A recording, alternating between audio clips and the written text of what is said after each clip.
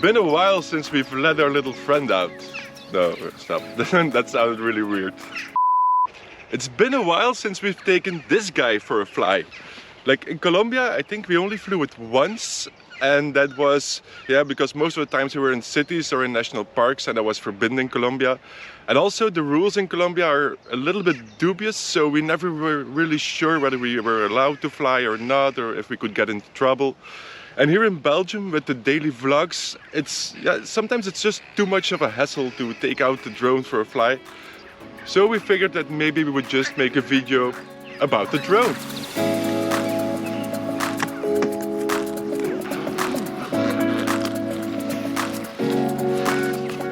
Look at how small this thing is. It basically almost fits in my hand. And this little camera takes such great shots that I'm often wondering why we are always carrying around big cameras. Like if you can shoot with this, it's more than enough. I always transport the drone without the battery, and that is because it happened before that when the battery is in and the bag is inside the backpack and there's some pressure that the drone turns on. And I don't think that this is really healthy for the drone. And also it makes this sound, and like when that happens in an airport, it seems like a bomb is gonna go over, so people look at you, so that's not really a good idea. Okay, so we got the drone, and then we have the remote, which connects to an iPhone, or to basically any smartphone. And the smartphone has an app that lets you control the drone. We got this drone when we first started making video. I think that our third or our fourth video already included drone shots. And I actually got it as a present for my birthday from Linz. That's me! This drone is a DJI Mavic Air 2. And DJI is the brand, and Mavic is the...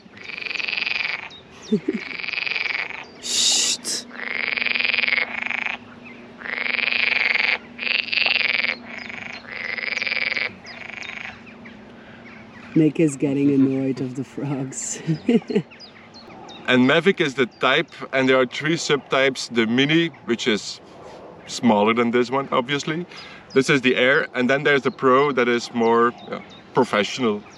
If I had known back then what I know now, I would probably have bought the DJI Mavic Mini instead.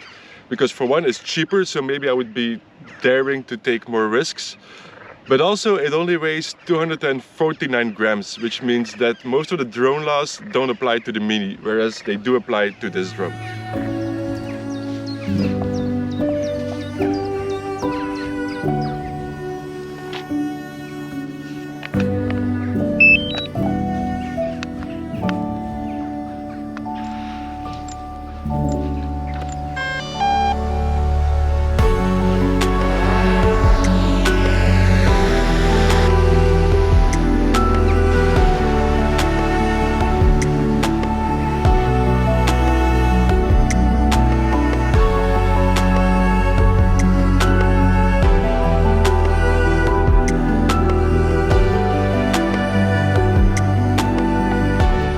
Not really that hard to fly a drone, but it takes some time to get used to the buttons. So the first days when we got the drone, most of the time we just practiced low above the ground and trying to avoid obstacles and trees.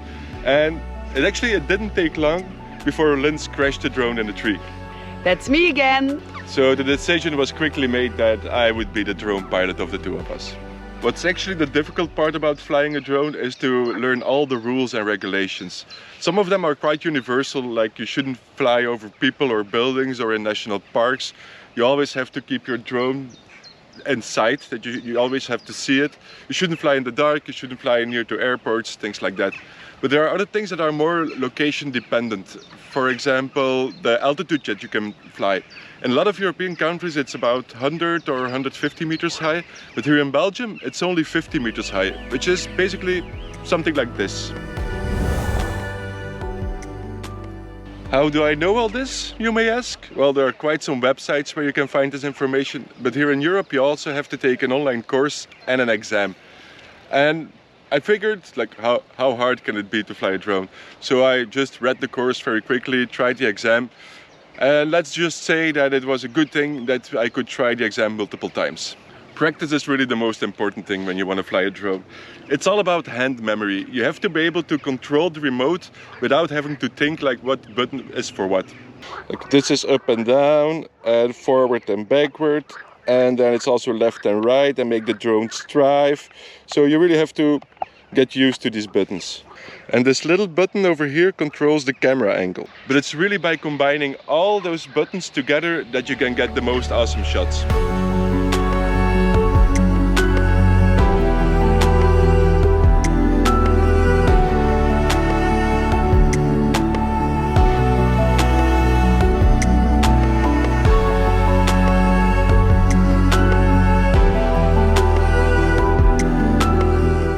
This button over here is to make the drone fly faster and slower. But I actually only use cinematic, the slowest mode, because it allows me to have really long shots. And then if I want a fast shot, I can always speed it up in the editing afterwards.